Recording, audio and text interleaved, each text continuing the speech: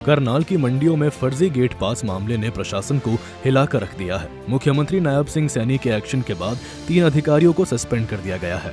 अब डीसी करनाल ने पूरे जिले की सभी राइस मिलों का फिजिकल वेरिफिकेशन शुरू कर दिया है ताकि गड़बड़ी की जड़ तक पहुंचा जा सके। डीसी करनाल ने मीडिया से बातचीत में बताया कि उन्होंने कहा कि यूपी का धान आने की शिकायतों को लेकर सभी नाकों पर सख्त निगरानी की जा रही है। हर ट्रक और ट्रॉली की जांच की जा रही है ताकि बाहर का धान मंडियों में दाखिल न हो सके। पी का धान आने की शिकायतों को लेकर सभी नाकों पर सख्त निगरानी की जा रही है। हर ट्रक और ट्रॉली की जांच की जा रही है ताकि बाहर का धान मंडियों में दाखिल ना हो सके। जिन किसानों के नाम मेरी फसल मेरा ब्यौरा पोर्टल पर दर्ज है, सिर्फ उन्हें ही एंट्री दी जा रही है। इस बारे में कल ही आपको मैं अवगत कराना चाहता हूँ। मेरे पास एक डिटेल्ड इंक्वायरी के लिए एक लेटर आया है हेडक्वार्टर से इसी मसले में। अभी जो 3 सस्पेंड हुए हैं, इसके बाहर भी अगर किसी का कोई रोल है, अभी तो ये कि किसी और ने यूज़ किया, किस व्यक्ति ने यूज़ किया, कहाँ यूज़ किया, मंडी में किया, मंडी के बाहर किया है, कहाँ यूज़ हुआ, किस व्यक्ति ने किया है, उसकी इंक्वायरी हम 3-4 दिन में पूरी कंप्लीट कर लेंगे। करने के भी आदेश है उनके खिलाफ, जो निकल के आएगा उसके हिसाब से सरकार को फैसला लेना है, लेकिन इसमें बिल्कुल फेयर इंक्वायरी करके एक बार बताएंगे किस लोगों ने कैसे किया है।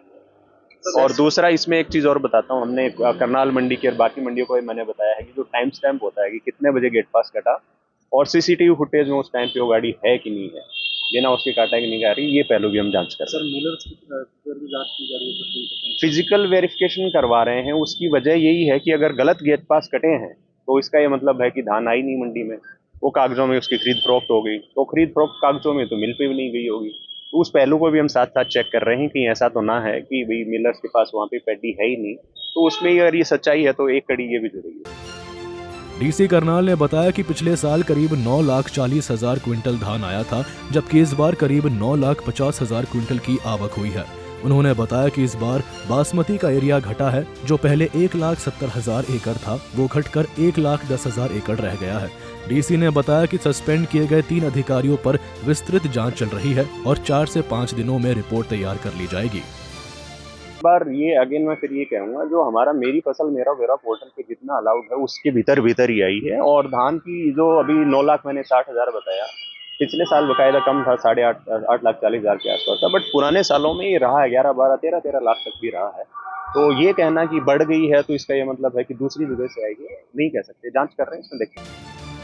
डीसी ने खुलासा किया कि जांच में एक ही आईडी से कई आईपी एड्रेस सामने आए हैं। यह पता लगाया जा रहा है कि ये आईडी मंडी के भीतर से चलाई गई थी या बाहर से।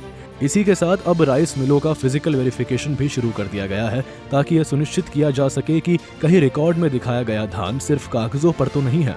डीसी ने साफ कहा है कि किसी भी किसान को मंडी में परेशानी नहीं आने दी जाएगी, लेकिन जो लोग गड़बड़ी में शामिल होंगे उनके खिलाफ सख्त कार्रवाई तय है। करनाल से सूर्य समाचार के लिए हिमांशु नारंग की रिपोर्ट।